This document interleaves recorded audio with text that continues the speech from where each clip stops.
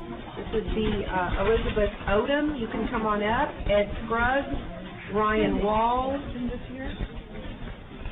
Let's see, Jordan Reed, Carmen Elisa Ochoa, and Doris Baya Wallace. You can come on up. And then the next group preparing would be Rolando Castro, Linda Brooks, Hannah Matham, Jude Kostick, Susan Peliquin, and Amanda Sabo. And Elizabeth Odom, you may proceed. Good afternoon. My name is Elizabeth Odom, and I'm representing myself. I really just have a question for everyone. Everyone is saying that this bill will close these women's health centers, and my understanding of it is they only need to close if they want to continue doing abortions. I've heard a statistic that abortion is 3% of their business.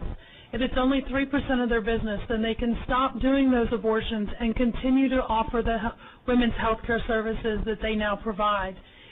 Most well-run businesses can handle a 3% hit and stay open. If they truly care about women's health, it seems to me that they would choose to do that. Thank you. Thank you, ma'am. Ed Scruggs? Hello, my name is Ed Scruggs, and I'm a constituent of Senator Donna Campbell, and I'm opposed to Senate Bill 1. According to the testimony we heard this morning from the State Health Department and others, there is no difference in the safety of abortions performed at clinics versus those performed at surgical centers. None. No evidence of safety violations at clinics, and no deaths of women in 2011 due to abortion-related complications. According to the Texas Tribune, these deaths are extremely rare in Texas and difficult to verify after 2001. I respect our friends dressed in blue today as they speak from the heart and speak of faith. I only ask that you, as our elected leaders, speak the truth. The truth is, this has nothing to do with protecting women, but everything to do with controlling women, controlling their actions and even their thoughts in order to enforce compliance with religious doctrine. That's not what Texas is about or should be about. Who are we to step between a woman, a family, and her doctor? What qualifies us to interfere with a woman and her personal relationship with her own God or her own conscience? Government that seeks to define and enforce religious teaching is neither tolerant nor effective. This bill violates the spirit of individualism and freedom that defines this state and attracts so many. As we have seen, it is divisive, and it exposes the weakness that our system of government suffers from. Better yet, it will not work. I perish the thought. I do not wish to live in a state where the freedom and constitutional rights of women are considered secondary. Thank you, Mr. Scruggs. Ryan Wall? Hi, Ryan Wall, represented by Senator John Corona. I'm from Dallas, Texas, originally from New York, but I think as the saying goes, I wasn't born here but got here as fast as I could. So love this state. I'm a sales guy, and normally I would not walk into a room without lots of information and lots of data, and I would try to win you over with logic. But I'm afraid that this conversation typically is usually not logical, nor do I have as much information as you guys sitting here. So I wasn't planning on coming down. I didn't think that it would make a difference. Good salespeople usually don't walk into meetings they don't think they can win. It's a waste of time. But I was sitting with my fiance last night, and we were talking about this bill as we both helped lead a ministry for about 2,500 people in Dallas, young adults. And she just started crying. A lot of old feelings started to surface as she made a decision about 5 years ago to have an abortion. She was missing her child, Bo, who would have celebrated his 5th birthday in September. She was feeling the pain of separation from our God who loved us because she knew that she had sinned, even though she has sought restoration and healing through that. And she was reminded of how scared she was when she had the procedure done. She reminded me of crying out for help and asking them to stop and it not happening, seeing blood. She said she had never seen so much blood in her life. She said that people would tell her that on the other side of this issue that they're protecting women, but she said, from what? She asked me, why are they not protecting me from myself? I'm sorry, that's the end of your time. Thank you for your testimony. Jordan Reed.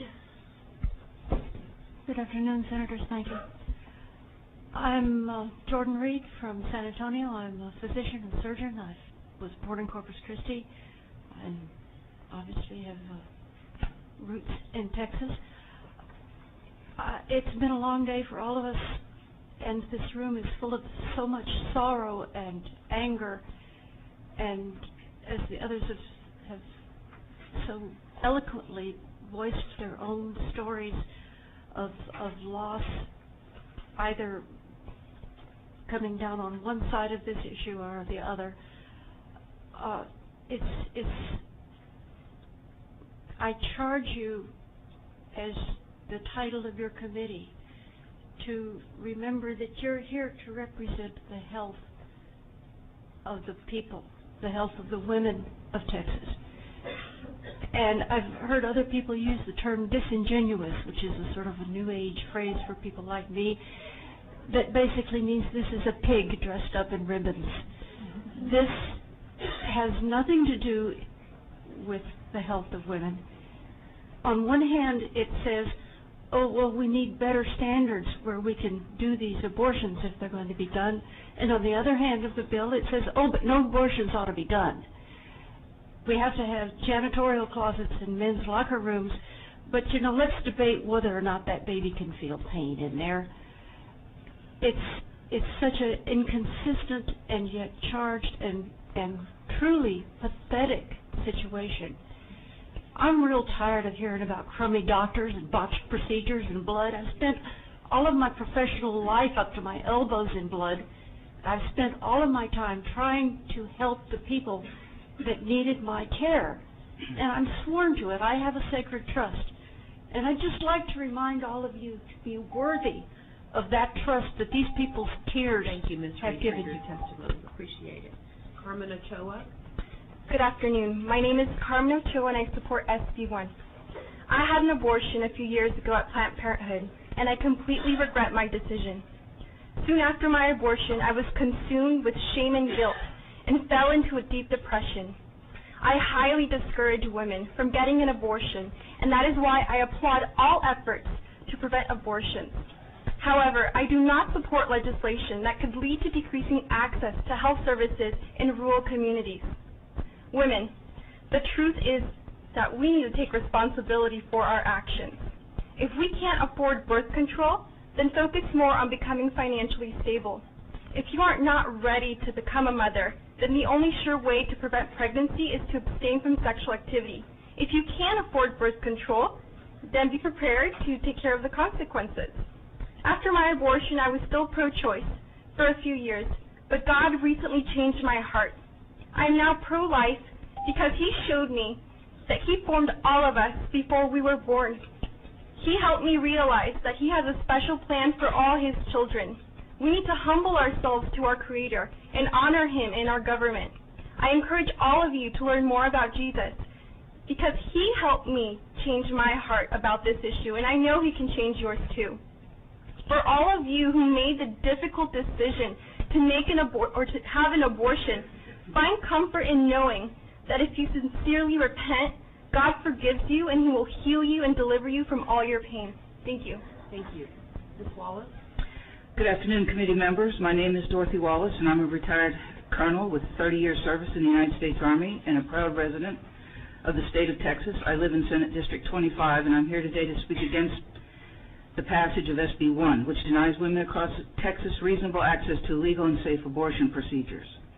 When I was 25 years old, I was a young first lieutenant assigned to Fort Hood, Texas. I was sexually assaulted by a senior officer of an allied army visiting our country. I did not report the incident as I was young and believed doing so would hurt my future military career. I also became pregnant as a result of that incident, not promiscuity or anything of my own doing. I was faced with some very difficult choices. I could remain pregnant and be a single military mother. Had that happened 10 years earlier, I would have just been discharged from the Army, because then you couldn't be a single mother. I could have carried the baby to term and given him or her up for adoption, or have a safe and legal abortion to terminate the pregnancy.